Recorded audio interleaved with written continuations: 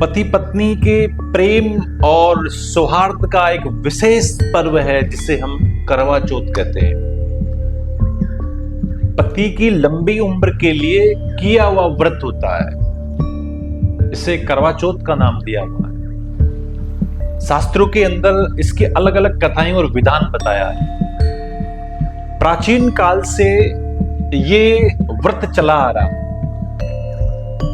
बताते हैं कि एक बार कथा आती है कि संदर्भ में एक प्रसिद्ध कथा बताई है कि पांडवों के वनवास के समय जब अर्जुन इंद्रनील पर्वत की ओर साधना करने के लिए गए, जब लौट कर नहीं आए तो द्रौपदी के मन में चिंता हो गई। कृष्ण के पास पहुंची तो भगवान श्री कृष्ण ने द्रौपदी को यह व्रत बताया, करवा चौथ का व्रत। सारे नियम बता दिए और भगवान श्री कृष्ण ने वो कथा भी सुनाई जो भगवान शिव ने पार्वती को श्रवण कराई।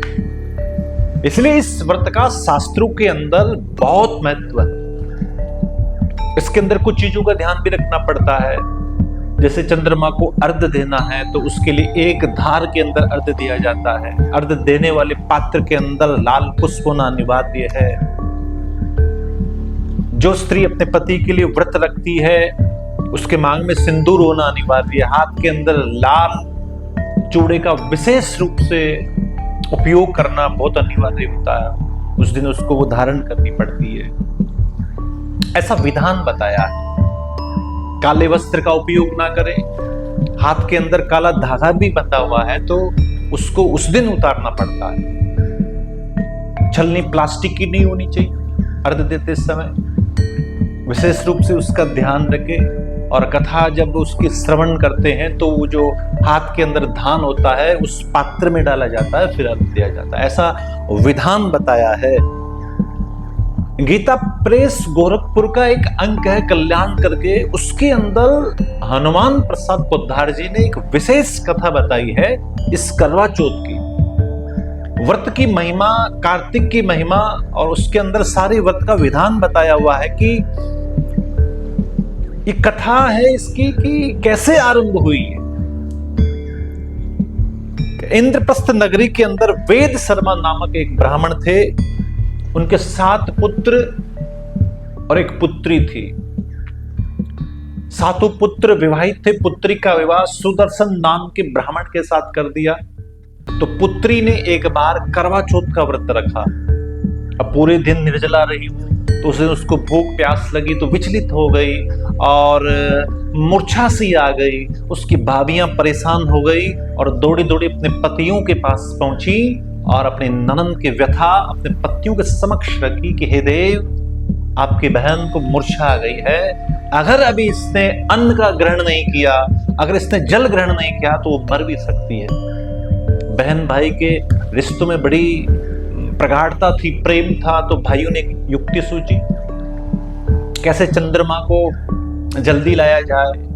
उन्होंने घर के निकट ही छोटी सी पहाड़ी के ऊपर एक नकली चंद्रमा लाने का एक प्रयोजन किया और थोड़ी सी आग की लो लगा दी और एक छलनी सी रख दी वहां पर। घर आकर कहा कि देखिए चंद्रमा निकल आया है।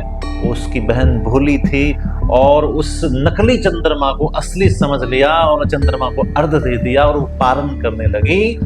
उधर उसके पति बीमार पड़ गए। बीमार पड़े, मूर्छा सी आ गई, मरणासन हो गए, व्यथित हो गई, बड़ी दुखी हो गई। पतिव्रता थी, संकल्प था कि मेरे पति को मरने नहीं दूंगी। बड़ी दुखी थी। तो बताते हैं कि इंद्र की पत्नी इंद्राणी पृथ्वी पर आई करवा चौथ का व्रत करने के लिए। तो उसकी भेंट उस पत्नी के साथ हो गई। उसने अपनी व्यथा इंद्राणी को बताई तो उस इंद्राणी ने कहा कि तेरे पति की दुर्दशा का एकमात्र कारण है कि तूने व्रत खंडित कर दिया, तूने नकली चंद्रमा को असली समझकर अर्घ्य दे दिया। अब तो विधि विधान से, मैं तेरे को विधि बताती हूं, उस विधान से तू उस व्रत का पालन करना।